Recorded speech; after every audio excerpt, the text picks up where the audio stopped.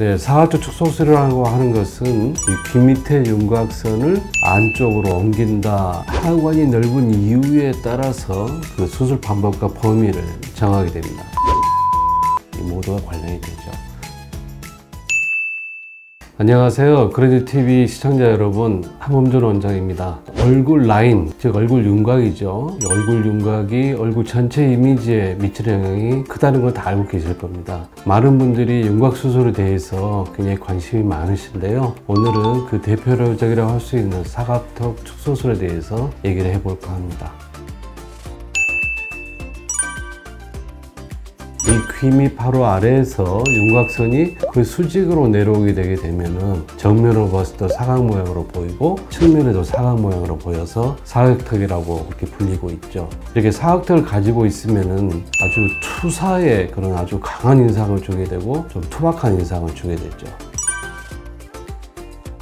네, 사각턱 축소술이라고 하는 것은 이 귀 밑에 윤곽선을 안쪽으로 옮긴다 이렇게 생각하셔도 되겠습니다. 이를 뼈로 얘기하자면 하악각을 잘라주는 것인데요. 이 귀 밑에 윤곽선이라고 하는 것이 단순히 뼈로만 구성되어 있는 게 아니고 근육이나 얼굴 살의 두께도 관여를 하게 되죠. 그래서 환자분들을 상담을 할 때 얼굴 뼈, 근육, 살 중에 어떤 것이 주된 요인이며 또는 한 가지 또는 그 이상의 서로 겹치는지 아닌지를 판단을 해서 수술 범위와 방법을 정하게 되는 것입니다.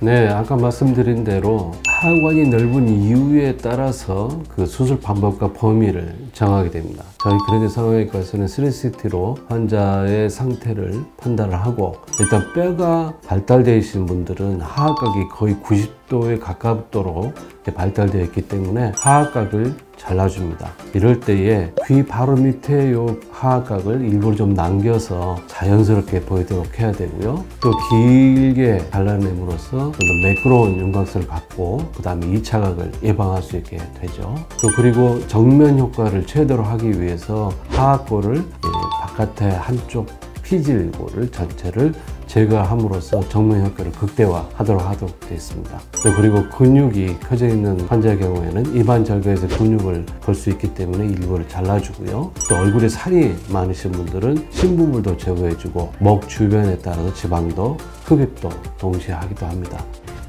예, 이분은 사각턱 수술을 하고 난 전후의 사진인데요. 5, 6개월은 지나 사진입니다. 귀 밑에 윤곽선을 보면은 거의 수직으로 이렇게 내려오는데 수술 후에는 이렇게 안쪽으로 꺾여가는 것을 알 수 있죠. 또 그리고 길게 절제를 함으로써 이 선이 굉장히 매끄러워지는 것을 알 수 있어요. 그리고 하관이 줄어드니까 전체적으로 이목구비가 커 보이는 그런 효과가 나죠.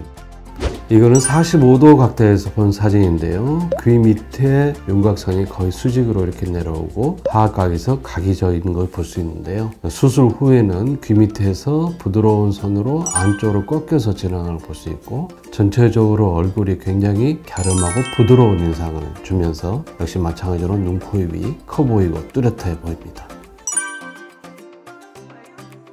수술 후에는 이틀 내지 5일 정도를 충분하게 안정을 취해 주셔야 됩니다. 왜냐하면 정신적으로 스트레스를 받거나 육체적인 활동을 하게 되면 반사적으로 혈압이 올라서 멎었던 피가 다시 날 수가 있기 때문에 그렇죠. 그래서 반드시 5일간은 안정을 취하시면서 압박 마스크를 쓰는 게 도움이 됩니다. 또 입안 절개로 사각턱 수술을 했을 경우에 입안 절개 관리를 잘 하셔야 됩니다. 식사는 부드럽고 뜨겁지 않게 하시고, 식사 후에는 반드시 깨끗한 물로 헹궈 주시고 리스테린으로 마무리 해주시는 게 좋겠습니다. 또 얼굴 붓기를 최소화하기 위해서 얼굴을 심장보다는 조금 높게 하시는 게 유리한데요. 그래서 누워 계시는 것보다는 약간 앉아 계시거나 약간 상체를 세운 상태로 누워 계시는 게 유리하겠습니다. 실제로 내원하신 분들이 많이 물어보는 것을 질문을 위주로 답변을 해보겠습니다. 수술 후에 입술에 약간의 감각의 변화가 있을 수는 있는데요. 우리 몸의 모든 감각신경이 다 퍼져 있다는 것을 감안할 때 이걸 꼭 부작용으로 얘기는 어렵습니다. 하지만 시간이 지나면서 점점 회복이 되는 경향이 있고요. 그렇지만 하악골을 통과하는 굵은 신경은 반드시 보존해야 되겠습니다. 하악각 수술과 광대 수술 동시에 하는 경우가 많습니다. 그런데 어떤 이유로 한 가지만 해야 된다고 한다면 당연히 사각도 수술을 먼저 해야 됩니다. 광대 수술을 먼저 해버리면은 하관이 더 넓게 보이기 때문에 그렇죠. 이와 같이 윤곽 수술은 턱끝에서 위쪽으로 올라가는 방향으로 계획하는 게 중요합니다. 20, 30대 젊은 분들한테는 볼처짐이나 그런 현상은 일어나기 어렵습니다. 왜냐하면 탄력이 있기 때문에 그렇죠. 그러나 이제 나이가 좀 많이 드신 분들은 이미 얼굴이 처져 있거나 또 탄력이 떨어져 있는 경우에는 안면 거상 수술을 동시에 같이 시행하면 두 가지 문제를 다 한꺼번에 해결할 수 있을 것입니다. 하관이 넓어 보이는 이유는 여러 가지가 있습니다. 뼈만 있는 게 아니고 근육과 살, 이 모두가 관련이 되죠.